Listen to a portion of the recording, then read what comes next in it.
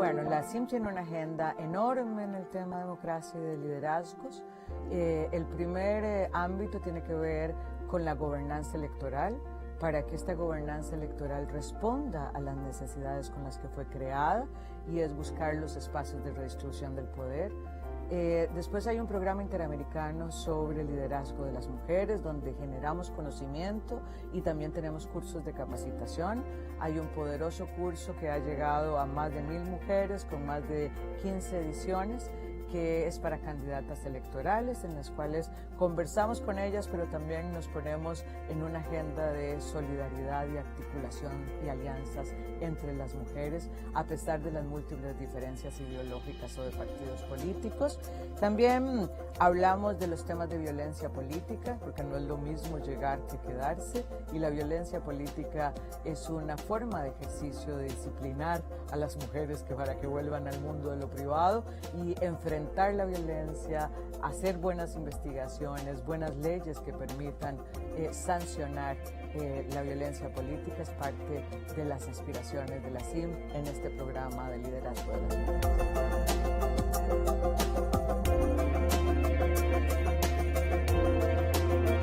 La aspiración histórica de las mujeres es estar en el mundo del público, que nuestro trabajo sea remunerado y que tenga un reconocimiento. COVID ha puesto en evidencia una profundización de las brechas existentes para el logro de este objetivo. Estas brechas existentes ahora dan cuenta de que podríamos tener un rezago de más de 2 décadas en el mundo laboral. Que el cierre de brechas, que se previó que podía tardar 100 años en cerrarse, ahora se habla de 135 años para cerrar la brecha entre los hombres y las mujeres. Entonces, nuestro objetivo es que miren el derecho de las mujeres al empoderamiento económico, que el statement "quédate en casa", que es un viejo conocido del patriarcado, no sea que nos quedemos en casa siempre, y que entendamos que la inserción de la mitad de la población, de este talento humano que tiene una serie de ventajas competitivas, es necesario para el crecimiento económico. De manera que la CIM está colocando esta realidad, está colocando las necesidades de las mujeres y está haciendo unas recomendaciones de rutas para poder cumplir con el derecho al empoderamiento económico y con el crecimiento económico que requieren nuestras empobrecidas economías en tiempos de COVID.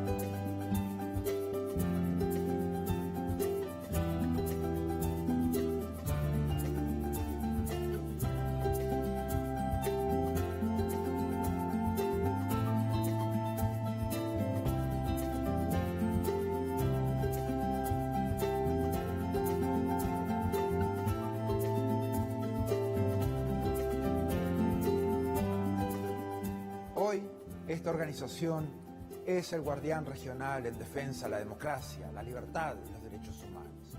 Los países se han comprometido con estos valores a través de instrumentos legales como la Carta Democrática Interamericana, la Convención Americana de Derechos Humanos y todas las demás convenciones interamericanas. Nuestro trabajo es mantener los más altos estándares. Debemos ser objetivos, analizar los hechos, denunciar cuando veamos corrupción, inequidad o amenazas a la libertad. En esos casos no podemos ser neutrales.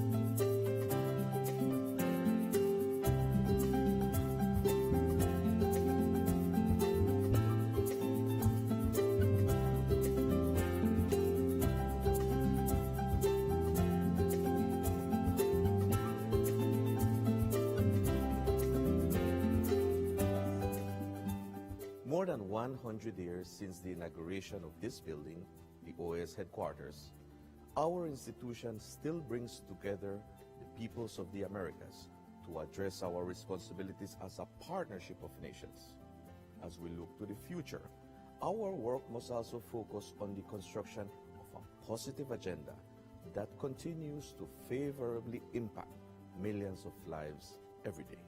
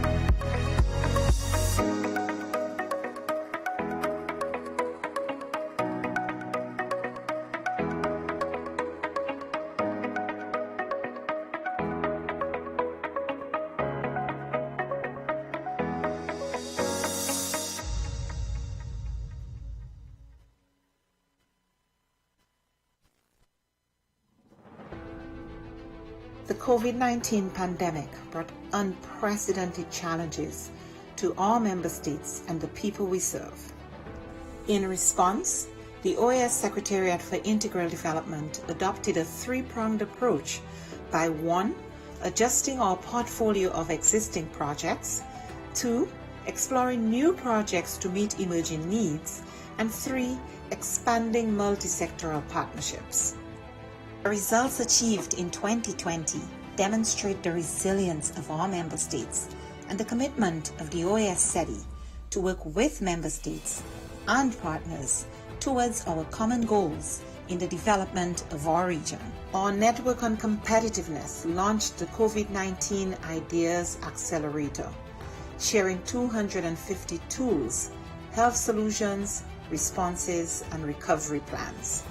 The Network for Labor Administration published a portfolio of responses from ministries of labor to COVID-19, sharing over 420 measures taken to protect workers, employment, and income.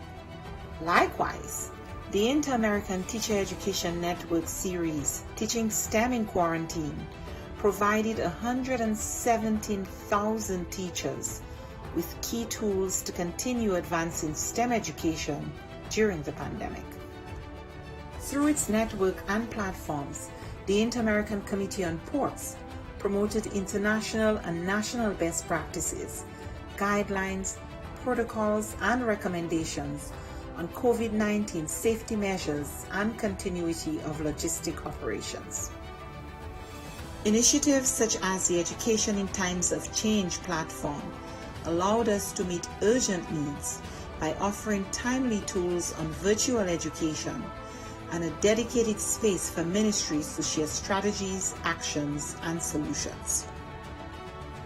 Other programs such as the Row Fund stepped up, providing emergency grants to offset the challenges imposed on our students by the pandemic. SETI's partnerships are adding value to member states in the form of technical assistance, training, and access to tools and services. In partnership with leading private sector institutions, we offered micro, small, and medium enterprises access to online tools and training, increasing their visibility and participation in e-commerce, a key to their survival and growth in the pandemic and post-pandemic era. A new OAS SETI Facebook initiative provided 85,000 MSMEs across the region with capacity building opportunities and WhatsApp business tools to aid response, recovery, and resilience building. The Caribbean Small Business Development Center's program achieved real impact, supporting new businesses, expanding sales, and driving growth. A new network of Caribbean SPDCs will broaden the program's reach. The Inter-American Committee on Tourism, the C2, convened ministerial-level policy dialogue in an urgent response to the impact of the pandemic on the hard-hit tourism and hospitality sectors. Policymakers and experts discussed biosanitary protocols, travel and visa facilitation, among other critical areas for the sector's recovery. Partnering with the George Washington University and the U.S. Bureau of Indian Affairs, we went ahead with the scheduled first Indigenous Tourism Forum of the Americas, pivoting to a virtual format and convening over 240 participants from indigenous communities, the private sector, and governments. SETI also integrated sustainable development practices in the COVID-19 response. The pandemic is a daily reminder of the links between water, health, sanitation, food security, and nutrition. We ensured the continuity of our water management projects in the Plata Basin and worked with governments and partners in the design of an investment portfolio valued at $90 million. Additionally, the Energy and Climate Partnership of the Americas continued to share relevant best practices and responses to the pandemic on energy and air quality.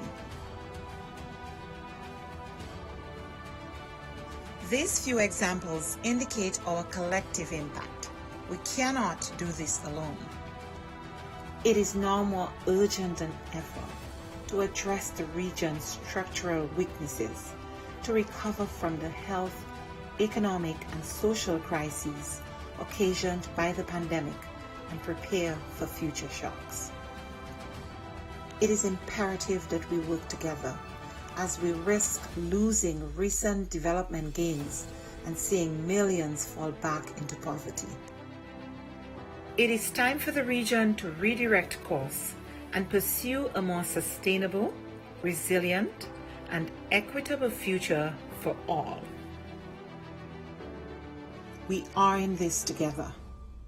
But the resilience building agenda is too big for any one stakeholder to address acting alone, and simply bringing together stakeholders, whether at the national, subnational, regional, or global level, is not enough. Effective, focused, and sustained coordination among stakeholders is paramount to provide countries with integrated and comprehensive support. The OAS as a hemispheric forum and honest. 1, 2, canal de inglés. Ok. Nancy, perfecto. ¿Vamos al español ahora? Probando 1, 2, 3, probando, probando. Ok. Vamos a la segunda cabina. Inglés.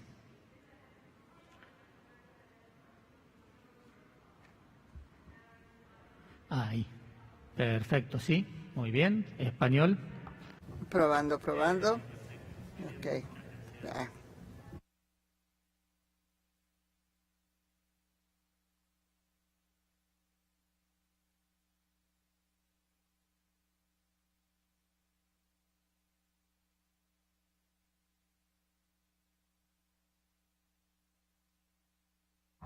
Probando piso. 1, 2, 3. Webcast. Piso. 1, 2, 3. Bien.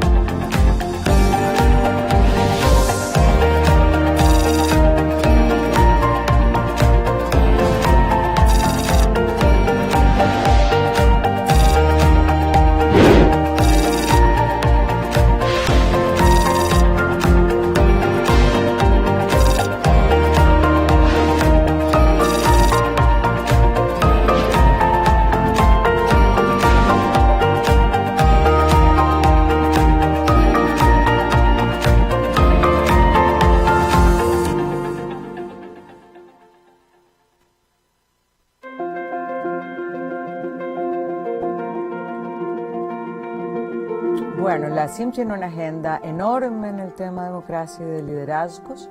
El primer ámbito tiene que ver con la gobernanza electoral, para que esta gobernanza electoral responda a las necesidades con las que fue creada, y es buscar los espacios de redistribución del poder. Después hay un programa interamericano sobre liderazgo de las mujeres, donde generamos conocimiento y también tenemos cursos de capacitación. Hay un poderoso curso que ha llegado a más de 1000 mujeres con más de 15 ediciones, que es para candidatas electorales, en las cuales conversamos con ellas, pero también nos ponemos en una agenda de solidaridad y articulación y alianzas entre las mujeres, a pesar de las múltiples diferencias ideológicas o de partidos políticos. También hablamos de los temas de violencia política, porque no es lo mismo llegar que quedarse, y la violencia política es una forma de ejercicio de disciplinar a las mujeres para que vuelvan al mundo de lo privado y enfrentar la violencia, hacer buenas investigaciones, buenas leyes que permitan sancionar la violencia política. Es parte de las aspiraciones de la CIM en este programa de liderazgo de las mujeres.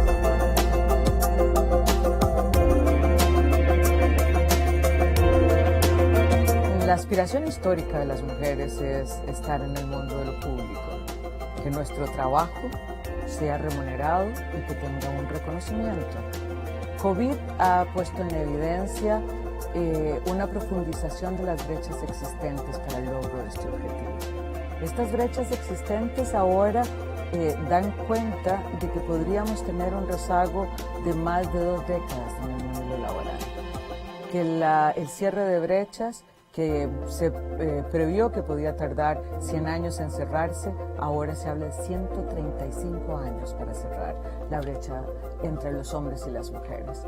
Entonces, nuestro objetivo es que miren el derecho de las mujeres al empoderamiento económico, que el statement "quédate en casa", que es un viejo conocido del patriarcado, no sea que nos quedemos en casa siempre, y que entendamos que la inserción de la mitad de la población, de este talento humano que tiene una serie de ventajas competitivas, es necesario para el crecimiento económico. De manera que la CIM está colocando esta realidad, está colocando las necesidades de las mujeres y está haciendo unas recomendaciones de rutas para poder cumplir con el derecho al empoderamiento económico y con el crecimiento económico que requieren nuestras empobrecidas economías en tiempos de COVID.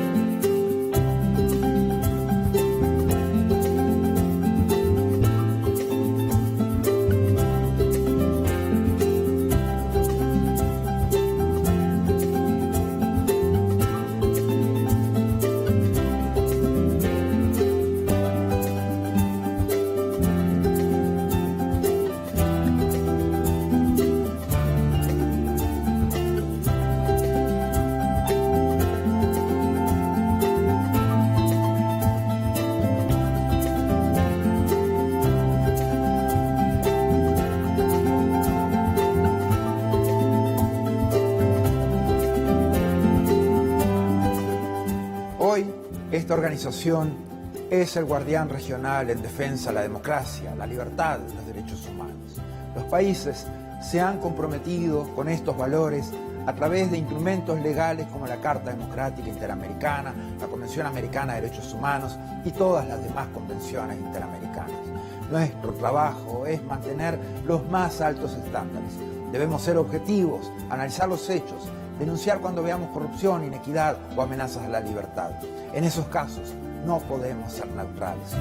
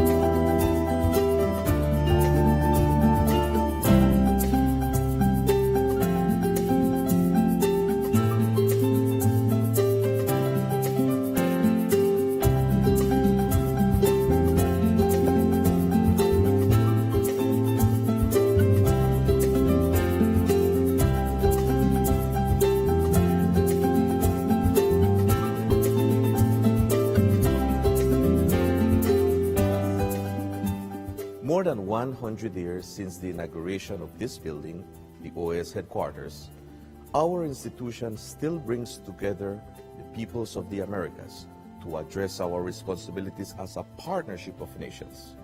As we look to the future, our work must also focus on the construction of a positive agenda that continues to favorably impact millions of lives every day.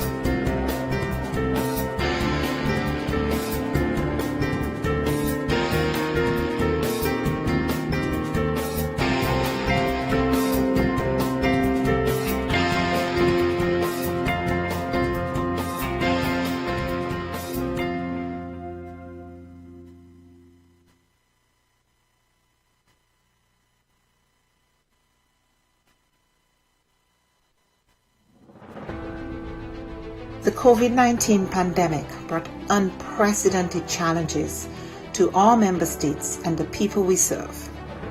In response, the OAS Secretariat for Integral Development adopted a three-pronged approach by 1. Adjusting our portfolio of existing projects, 2.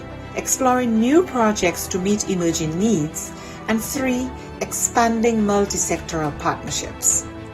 The results achieved in 2020 demonstrate the resilience of our member states and the commitment of the OAS SETI to work with member states and partners towards our common goals in the development of our region. Our Network on Competitiveness launched the COVID-19 Ideas Accelerator, sharing 250 tools, health solutions, responses, and recovery plans. The Network for Labor Administration published a portfolio of responses from ministries of labor to COVID-19, sharing over 420 measures taken to protect workers, employment, and income. Likewise, the Inter-American Teacher Education Network series, Teaching STEM in Quarantine, provided 117,000 teachers with key tools to continue advancing STEM education during the pandemic. Through its network and platforms, the Inter-American Committee on Ports promoted international and national best practices, guidelines, protocols, and recommendations on COVID-19 safety measures and continuity of logistic operations. Initiatives such as the Education in Times of Change platform allowed us to meet urgent needs by offering timely tools on virtual education and a dedicated space for ministries to share strategies, actions, and solutions. Other programs such as the Row Fund stepped up, providing emergency grants to offset the challenges imposed on our students by the pandemic. SETI's partnerships are adding value to member states in the form of technical assistance, training, and access to tools and services. In partnership with leading private sector institutions, we offered micro, small, and medium enterprises access to online tools and training, increasing their visibility and participation in e-commerce, a key to their survival and growth in the pandemic and post-pandemic era. A new OAS SETI Facebook initiative provided 85,000 MSMEs across the region with capacity building opportunities and WhatsApp business tools to aid response, recovery, and resilience building. The Caribbean Small Business Development Centers program achieved real impact, supporting new businesses, expanding sales, and driving growth. A new network of Caribbean SPDCs will broaden the program's reach. The Inter-American Committee on Tourism, the C2, convened ministerial-level policy dialogue in an urgent response to the impact of the pandemic on the hard-hit tourism and hospitality sectors. Policymakers and experts discussed biosanitary protocols, travel and visa facilitation, among other critical areas for the sector's recovery. Partnering with the George Washington University and the U.S. Bureau of Indian Affairs, we went ahead with the scheduled first Indigenous Tourism Forum of the Americas, pivoting to a virtual format and convening over 240 participants from indigenous communities, the private sector, and governments. SETI also integrated sustainable development practices in the COVID-19 response. The pandemic is a daily reminder of the links between water, health, sanitation, food security, and nutrition. We ensured the continuity of our water management projects in the Plata Basin and worked with governments and partners in the design of an investment portfolio valued at $90 million. Additionally, the Energy and Climate Partnership of the Americas continued to share relevant best practices and responses to the pandemic on energy and air quality. These few examples indicate our collective impact. We cannot do this alone. It is now more urgent than ever to address the region's structural weaknesses, to recover from the health, economic, and social crises occasioned by the pandemic and prepare for future shocks. It is imperative that we work together as we risk losing recent development gains and seeing millions fall back into poverty. It is time for the region to redirect course and pursue a more sustainable, resilient, and equitable future for all. We are in this together. But the resilience building agenda is too big for any one stakeholder to address acting alone and simply bringing together stakeholders, whether at the national, subnational, regional, or global level.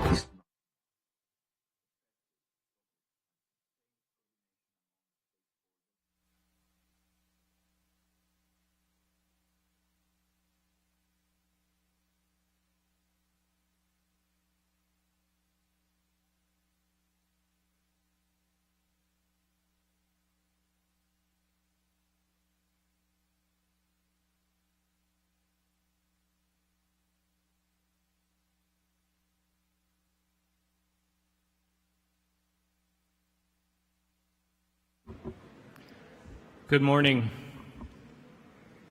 Muy buenos días.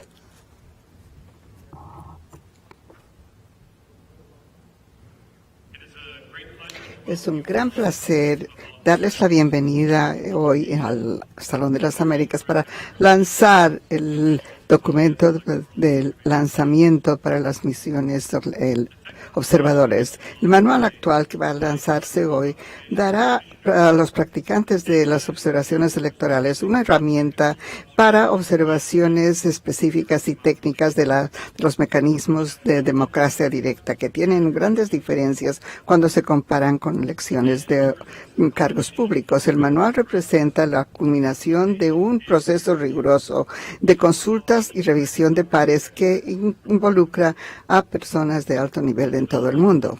El desarrollo y publicación del manual se hizo posible por medio del apoyo financiero de la Agencia Suiza para Desarrollo y Cooperación, y es la novena metodología parecida desarrollada por el Departamento de Cooperación.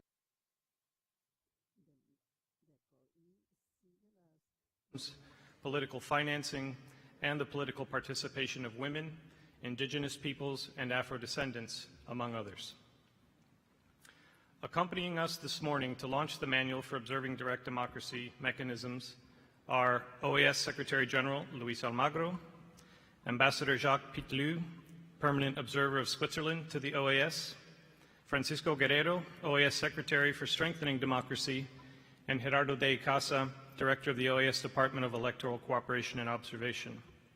We are also pleased to have with us Ana Neira, who's an OAS DECO consultant, and Yeruti Mendez, OAS DECO specialist, who will present an overview of the OAS methodology for observing direct democracy mechanisms. We'd also like to thank you, the distinguished representatives from OAS member states and permanent observers, as well as the authorities and personnel of the OAS General Secretariat for your support and presence here this morning. Lastly, we wish to extend a warm welcome to everyone joining us virtually for this launch, especially our project counterparts at the Swiss Agency for Cooperation and Development and at the Swiss Federal Department of Foreign Affairs.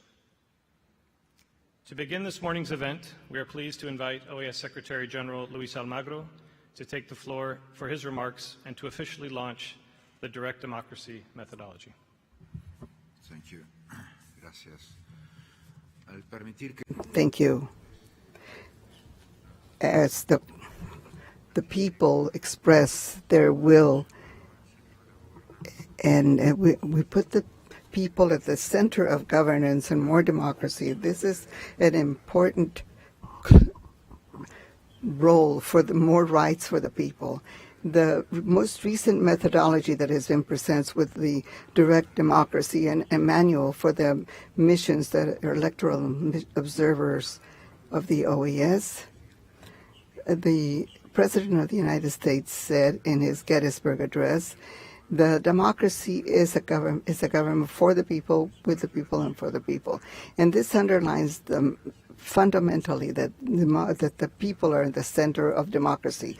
Democracy has its origin etymologically where it says power and authority. Democracy is the power of the people. And democracy is the central theme for us, and this has been classified as the purest democracy that avoids those that do not follow democracy and those who do not follow the democracy. A manifestation of democracy with the people. This is the form of democracy that is worldwide. Ambassador Pitud and the authorities from Berna and our colleagues from the Swiss Agency for Cooperation and Development, your support and orientation of this new methodology.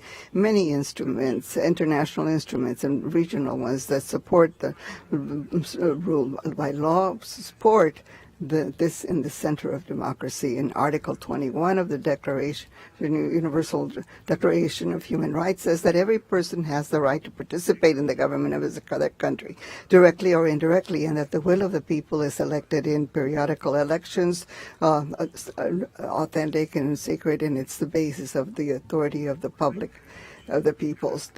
Article 20 of the Rights of Men and Women establishes that all men have a right to participate in the government of their country, directly or indirectly, and to take part in popular elections that would be a secret vote and genuine. The people is also a fundamental element of the OAS. Article 1 refers to democracy as the rights of the people. Article 2 of the Charter establishes that the organization promotes and consolidates representative democracy. When the chart was signed by the member states and on behalf of the peoples, we understand that this means that the peoples and the citizens of the Americans are the central, the fundamental part of the OAS and therefore a part of our work. More recently, the charter found by the OAS in 2001 states that the elections are it's a right of the peoples, and we point out that the peoples of the Americas have the right of democracy and their governments the obligation of promoting it and defending it. Therefore, the fundamental basis of the OAS with cooperation and observation of the member states and the work that we do to promote democracy, defend human rights, strengthen security and development is based on the need for the people of the Americas. More rights and more democracy for more people.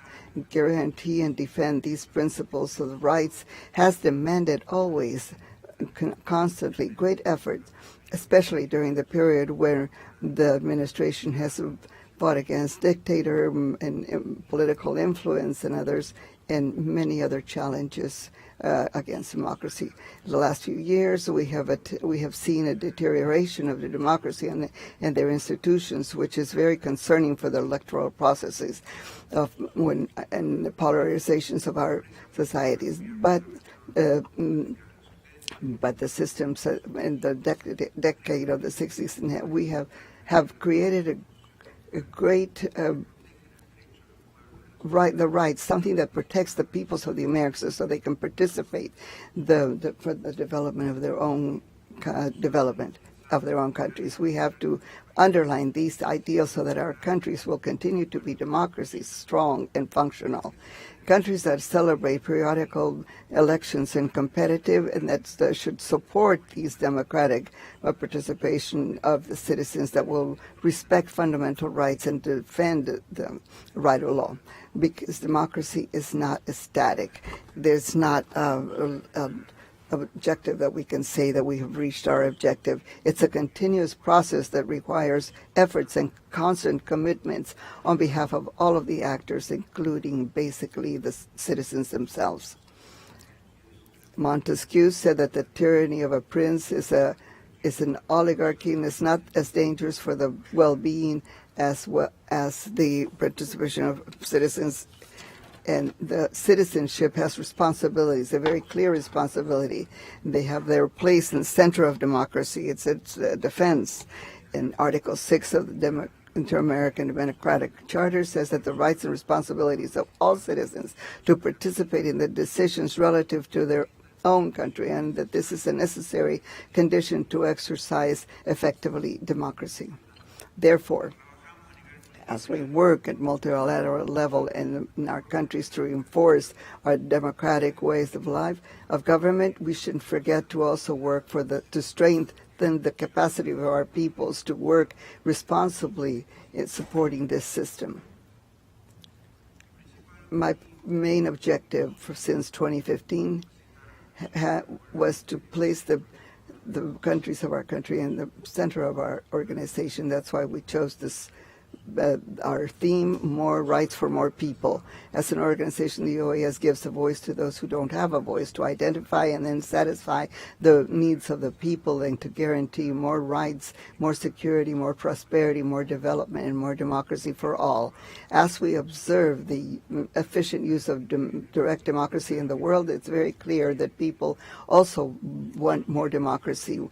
The existing systems of representative democracy works better and more transparent for them, and they also want to have more participation in the governance of their country and more direct participation in decisions that have been taken traditionally. And let me leave very clearly that representative democracy is also a complementary system and not excluded. It doesn't exclude. They each have their role in the rights of people to participate in government. We have seen that cases in direct democracy has been used not only ideally, but when people are allowed to express their beliefs in their countries. This is part of the electoral assets for the people in the citizens of the country. In different areas of the OAS works to consolidate and promote democracy to ensure the peace, security, and development of the hemisphere. The duties have specific roles in this, and the missions of the OAS have been recognized for a long time as an essential tool for the strengthening democracy and protection of human rights in the different countries in the hemisphere. And there are other processes with regard to the electoral processes, and the presentation of the recommendations help to strengthen the electoral processes and reinforce the democratic process of the member states. In the last 6 decades, the OAS has worked constantly to modernize and improve progressively their mechanisms for electoral observation, especially with their methodology and other technical tools that allow the organization to observe the electoral processes in a professional, standard way. And during these 60 years, we have observed more than 290 electoral processes in 28 member states.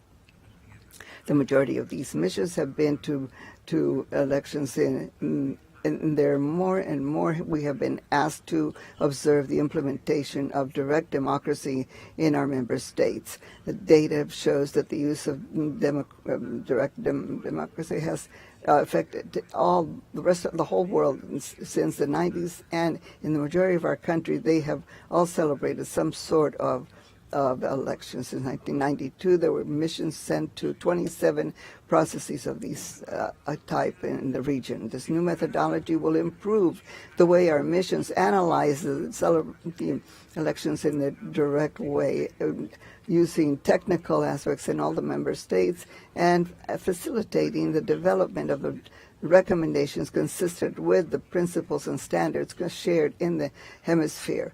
And I take advantage of this opportunity to congratulate the leadership and personnel of the Cooperation and Observation Department of the Secretariat for Strengthening Democracy of the OAS. They have developed this methodology that works continuously to innovate and modernize systems and procedures that will allow us to give more support to democracy of the democratic institutions of the Americas.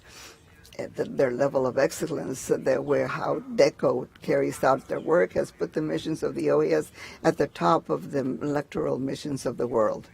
I always hope that to get the support of all of you for this. It is an inheritance of the Americans, of the American system of the observance of electorals. It's the best in the world.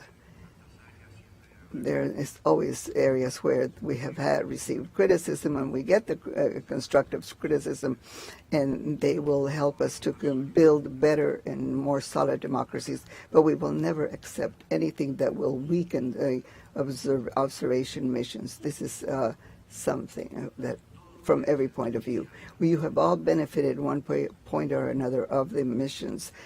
This is one more document to strengthen democracy.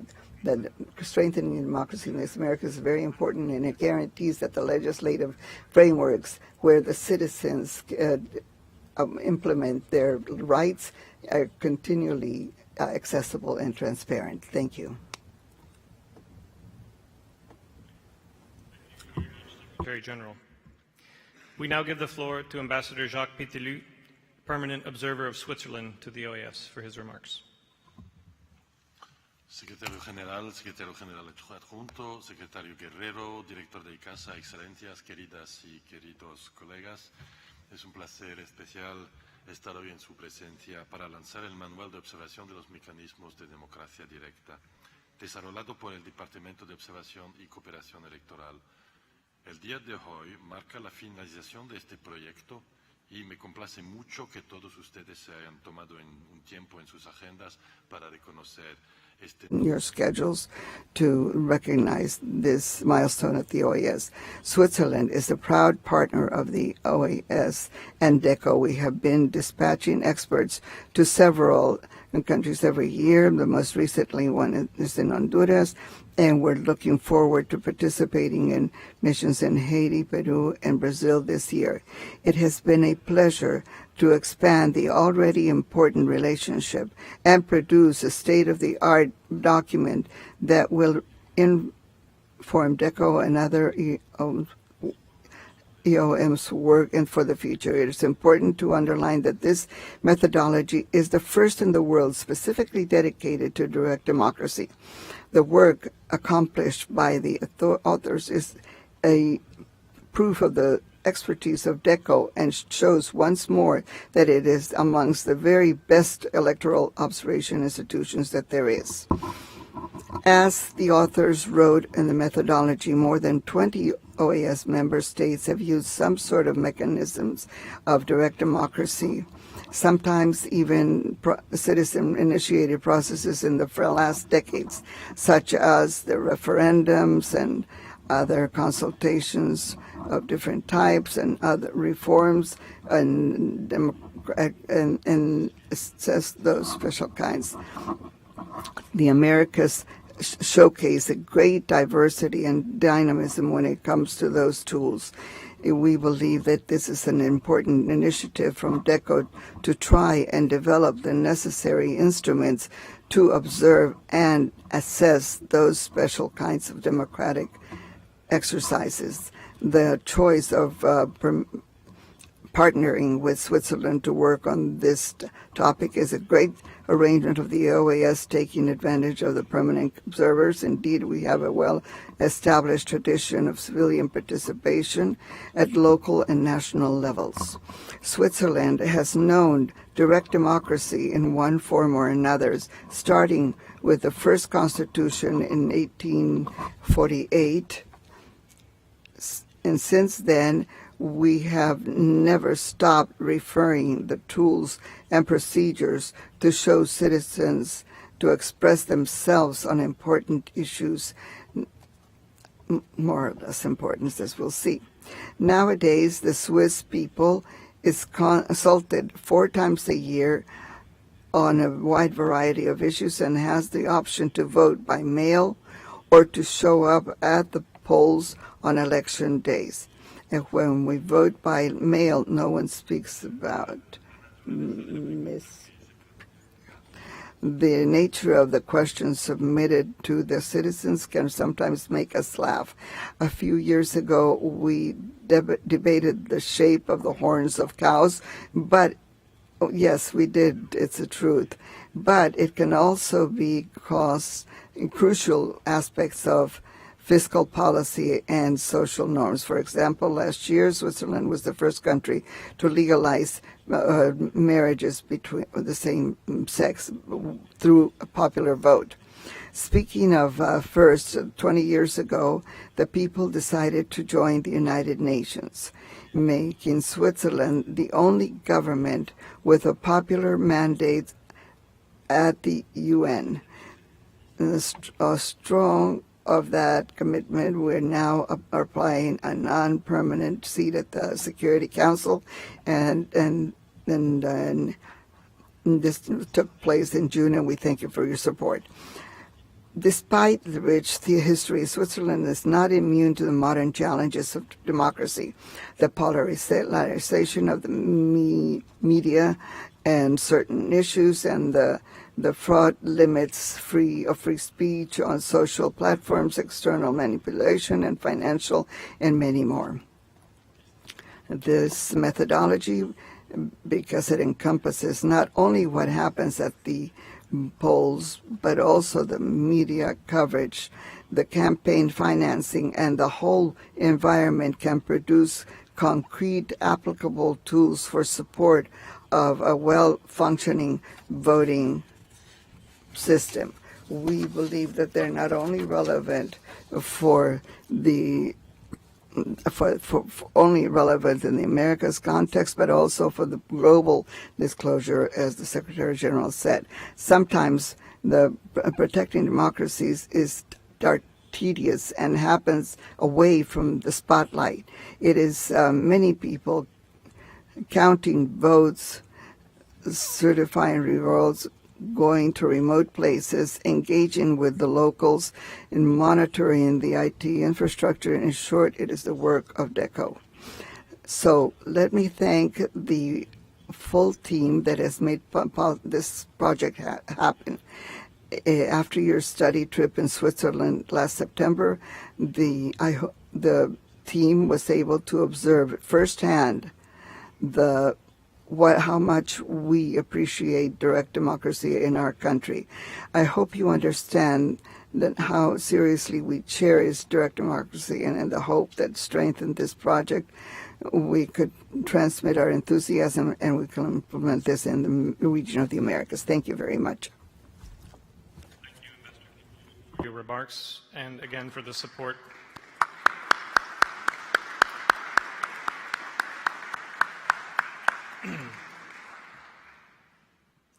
And for the support of Switzerland to the development of the methodology. We now give the floor to Gerardo de Casa, Director of the OAS Department of Electoral Cooperation and Observation, who will provide us with an introduction to this newest tool for OAS electoral observation missions. Secretary General Almagro, Ambassador Pitalud, representatives of OAS member states and permanent observer states, colleagues, ladies and gentlemen, for some reason I have been asked to speak in English when Ambassador Pitalud speaks better Spanish than I do. Good morning. It is a pleasure to be here with you today to help launch our organization's newest manual for electoral observation missions. It is a particular honor to be doing so in collaboration with Switzerland, which has been a constant and generous partner to the OAS and to DECO over the past 2 decades. To date, Switzerland has contributed to over 30 electoral observation processes as OAS and in OAS member states. Our partnership on the Direct Democracy Manual is yet another success story in our cooperative efforts to strengthen electoral processes and institutions in the Americas. To Ambassador Pitalud and his staff in Washington, D.C., and officials of the SDC and Swiss Federal Department of Foreign Affairs who are joining us virtually, my deepest thanks to our collaboration and support over the past 22 months as we have developed and executed this project. Our particular thanks to my friend and colleague Simon Gisbühler, head of the Human Security Division and Department of Foreign Affairs, who worked closely with DECO during his time as DCM in Washington, D.C. to envision this project and to identify the necessary funding. I must say that he had a particular interest in direct democracy, and that helped a lot too. DECO's mandate.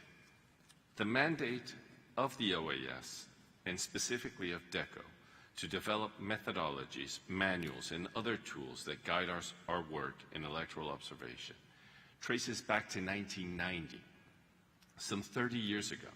It was then that the 20th regular session of the OAS General Assembly approved a resolution establishing DECO's predecessor, the Unit for Promotion of Democracy, much supported by Canada, another wonderful partner that we have at the OAS. To support member states in their efforts to strengthen and preserve their democratic institutions and processes, included among the 8 functions established for the unit at the time was the mandate to formulate standards and procedures for the organization of EOMs. A series of restructurings over the past years have served to evolve the original unit and to build it integrated now into the structure of the Secretariat for Strengthening of Democracy, within which DECO obviously is located. However, throughout these transformations, DECO's core mandate to promote democracy has remained unchanged, with the 49th GA in June 2019 pledging its support for the institutional strengthening of DECO and facilitating the conditions for the development of methodological tools, training services, and applications for the efficient management of electoral observation missions. It is on this basis, on this very clear and long-standing authority, that DECO has produced, since 2007, 8 technical manuals for the electoral observation missions. The Direct Democracy publication is the 9th manual. As with those that went before, it is a result of a rigorous, months-long process of preparatory research, field work, and consultations with experts and academics in the field of direct democracy from around the world. The draft manual also underwent detailed review by direct democracy specialists to ensure that the methodology, the first of its kind, benefited from a comprehensive analysis of its conceptual, thematic, and methodological frameworks. We are satisfied that the final product reflects the rigor of this extensive work. You may ask, why would we develop a manual on direct democracy? Over the past several decades, we have found that more and more countries within the region and around the world have begun to utilize direct democracy mechanisms to engage with their citizens on matters of policy and citizens have also been accessing these mechanisms to ensure that their voices and their wishes are heard more clearly. As the use of direct democracy mechanisms has grown in the hemisphere, we have seen between 1978 and 2022, 23 of the 34 active member states of the OAS engaged in some form of direct democracy process at the national level. These included 55 processes in South America, 13 in the Caribbean, 9 in Central America, and 3 in North America. In many cases, citizens were consulted on multiple issues during a single process, indicating that direct democracy is playing a significant role in the region's democratic decision-making. In the case of DECO, around 10% of our EOMs right now are dedicated to observing direct democracy processes. We have amassed a rich store of practical experience from these processes and have since 2016 also included direct democracy experts on these missions. I would like to especially congratulate the head of section, Brenda Santamaria, for her work in the development of this methodology, and also to wonderful experts. They are young, but they are very, very good, Ana Neira and Yeruti Mendez, for drafting this and putting in this manual the ideas that came from all of the work in this consultation process and this research. Meline Glynn, also thank you so much for your work in this manual. I will close by reiterating once more our gratitude for the opportunity facilitated by Switzerland to develop this methodology to observe direct democracy. I look forward to continuing our collaboration. Thank you also to everyone, both those who are present and those viewing remotely, for joining us today to help launch this new chapter in the support of democracy in the future, in the hemisphere. I hope you all read it, I hope you all like it, and afterwards we can vote on it. Thank you very much.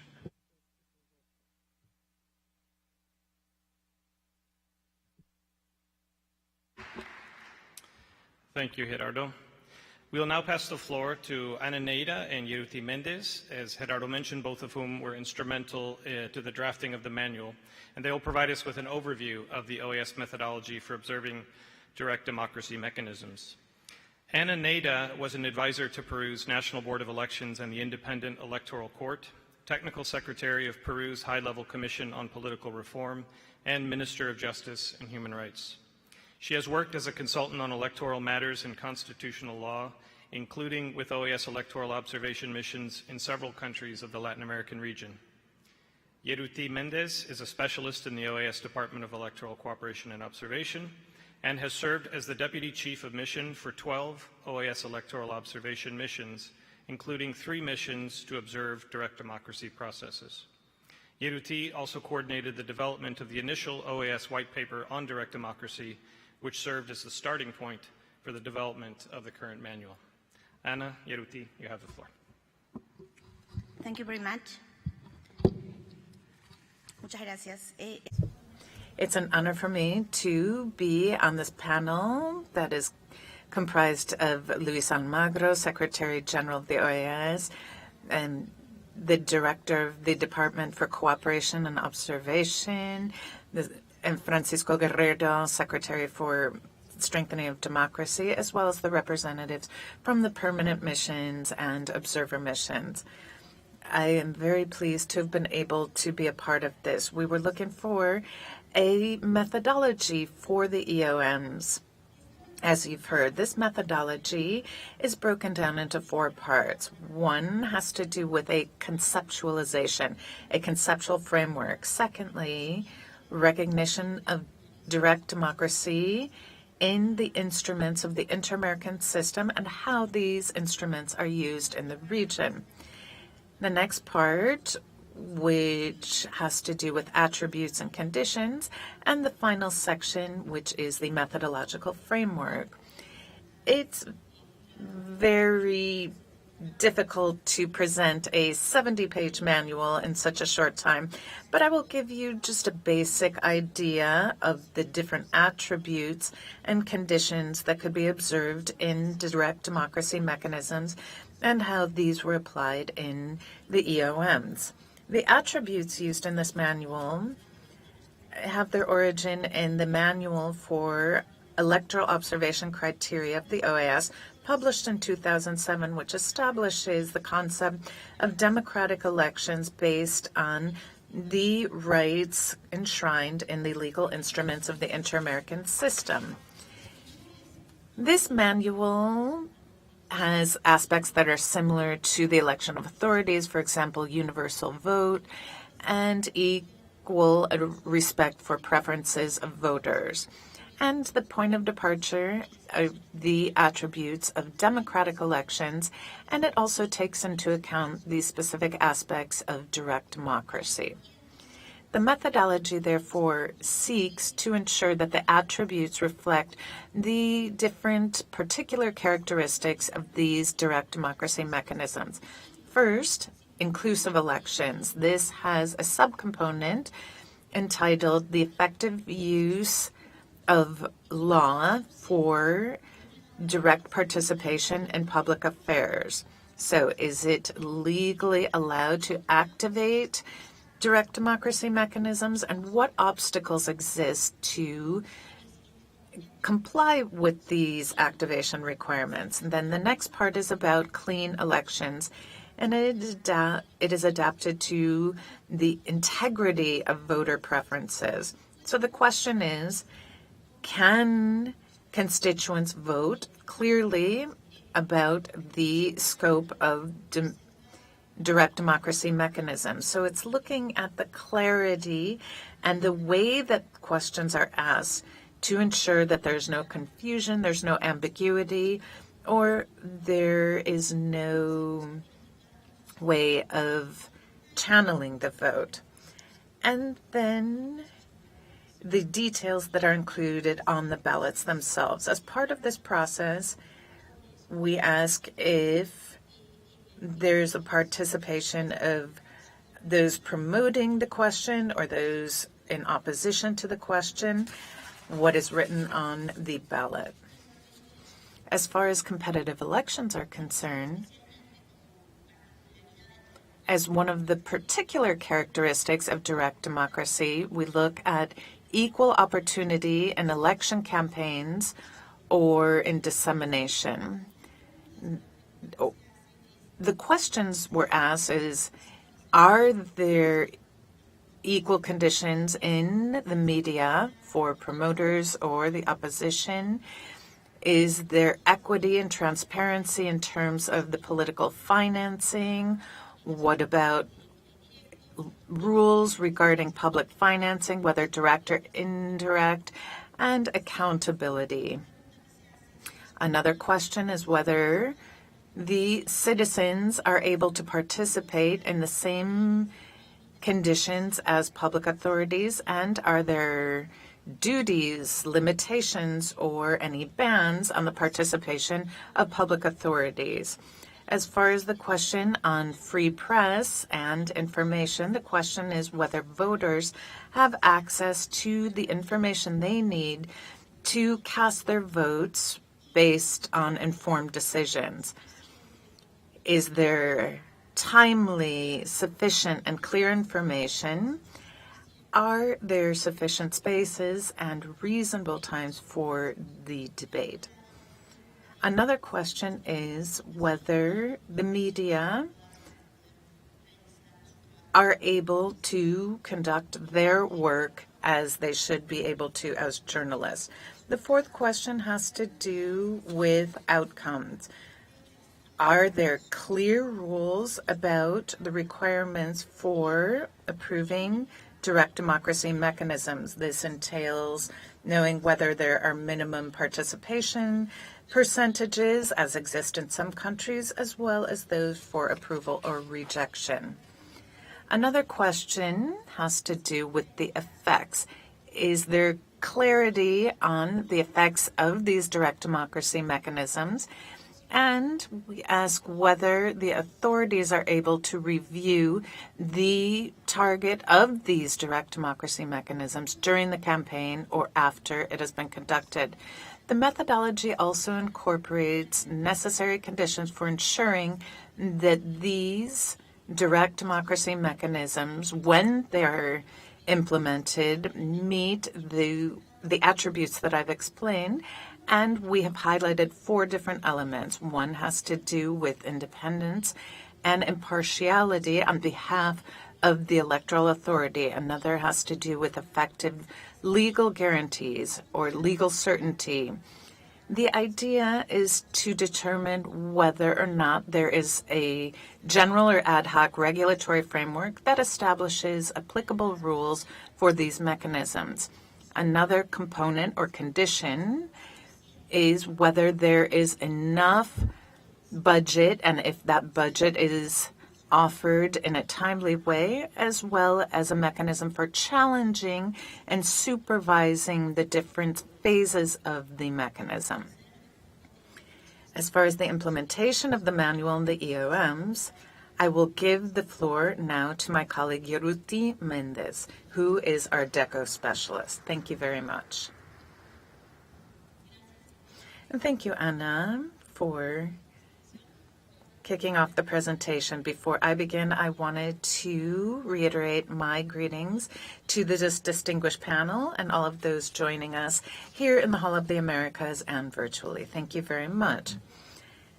I'm honored to be part of this panel, as I've already stated, and together with my colleague Ana Neira to present the project that we have conducted in the framework of DECO along the lines with the mandate that was entrusted to us by the General Assembly.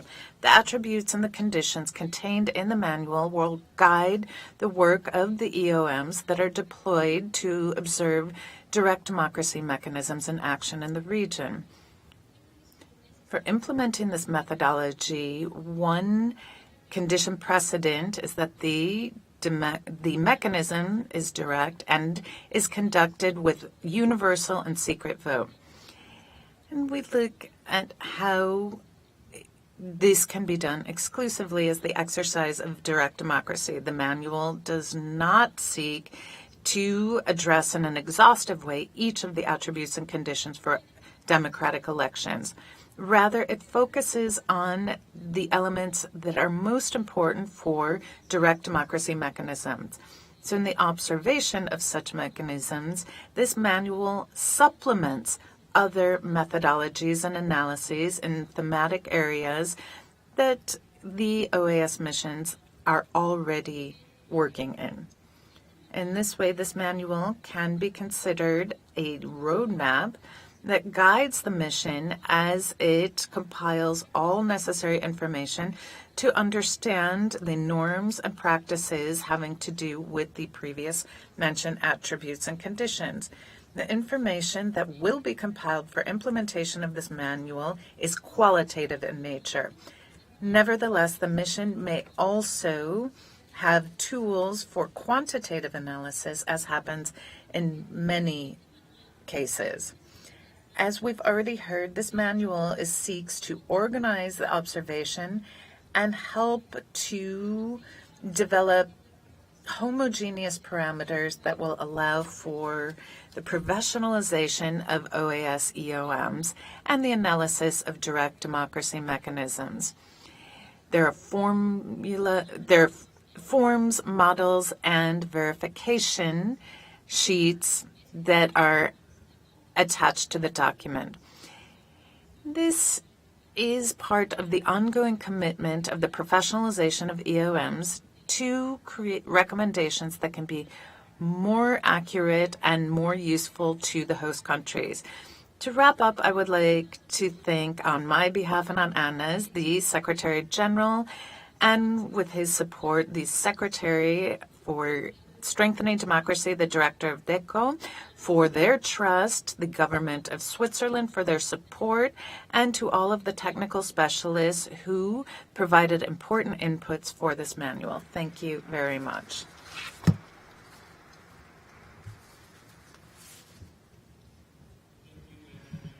this very informative review of the direct democracy methodology. To close today's launch, we would now like to give the floor to Francisco Guerrero, OAS Secretary for Strengthening Democracy. Muchas gracias, Marty. Señor Secretario. Thank you, Martin. Secretary General Luis Almagro, Ambassador Pete Loeb from Switzerland, representatives of the OAS member states, and of the permanent observer states, colleagues, ladies and gentlemen, and colleagues from the Secretariat. I'm very pleased to be with you today to provide some final comments after the interesting presentations we've heard this morning. Those who have spoken before me have covered much ground as far as OAS electoral observations are concerned, and what this will mean in the observation of direct democracy mechanisms and the missions that we will deploy when we receive invitations from the member states. As far as the OAS EOMs are concerned, I wanted to note that the DECO team continues to work tirelessly to fine-tune the technical tools it uses. We are currently working to update our manual for EOMs as was entrusted to us by the General Assembly last year. As we wrap up this interesting event, I would like to devote a few moments to reflect on something fundamental that we have seen in all processes, whether these be the election of authorities or direct democracy mechanisms. I'm speaking specifically about political debate and polarization that prevails these days. Election campaigns are, by their very nature, opportunities to debate ideas. However, in many cases, they've become wars, battles, all or nothing. And an instrument for polarization is disinformation. We all see on a daily basis the incredible power that these campaigns have to distort and undermine our electoral processes and institutions, especially through social networks. Even the EOMs themselves have been victims of disinformation campaigns on more than one occasion. Mission after mission has seen that the tone is becoming increasingly aggressive and the adversaries are blowing up the bridges. In this case, the bridges are communication that are important for democratic governance. After the fight for votes, the time comes to take office or to apply the results of the consultation. For this, it is essential that we turn back toward dialogue and cooperation amongst those who at one point were rivals. The problem is that the opposing side today can be our partners together, and we must all work together to serve the people. To have political dialogue with respectful language in daily exchanges should be an ongoing goal for all of those who are seeking efficient solutions to the public's demand. Debate is positive, but violence and the ongoing disparagement are not positive, and they undermine democracy. Freedom of expression is, those of us who are here know this very well, is a pillar of our democracy and perhaps the first victim of those who oppose this type of coexistence. Citizens should be able to express themselves, and the opposition should be able to dissent. That's key. But unfortunately, in some countries, these and other human rights are not just not respected, but they are systematically violated. I am convinced that if we standardize these anti-democratic practices, it will be a great risk. It could be a path toward something we do not, that what we have thought we have already gotten past, and our people deserve better.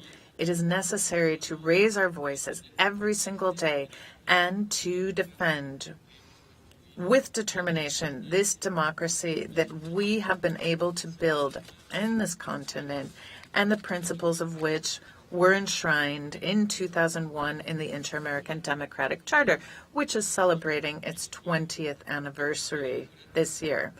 The Democratic Charter is a document that, in my opinion, serves as a compass for the common good, and that countries provided to the organization and to themselves as a tool for defending and promoting democracy. One of these tools, as the Secretary General noted, are the electoral observation missions.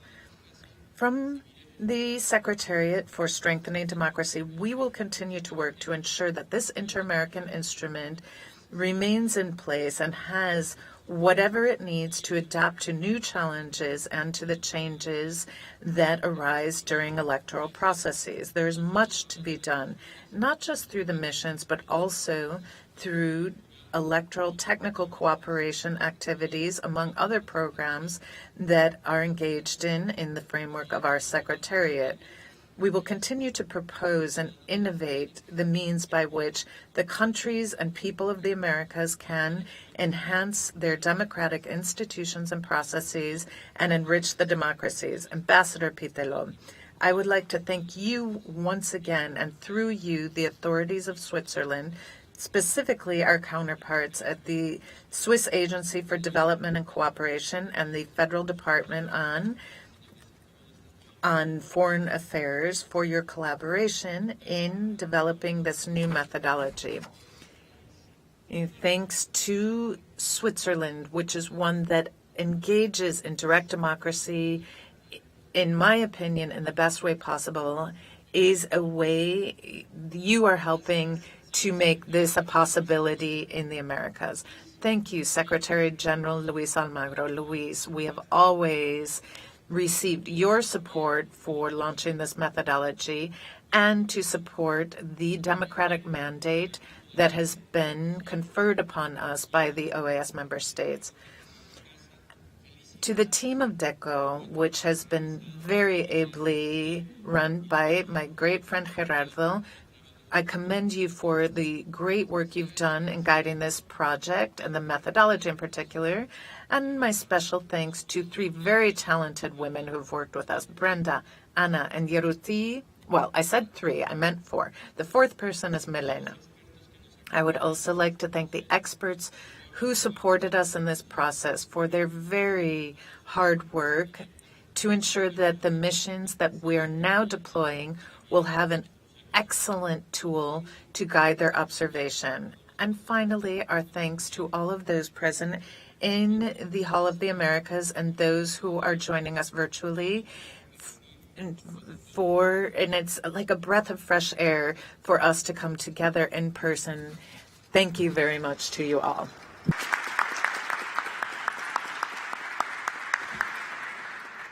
Thank you, Secretary Guerrero.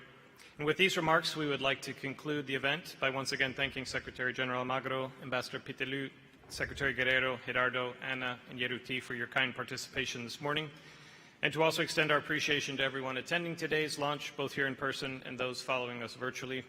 Thank you very much, and enjoy the rest of your day.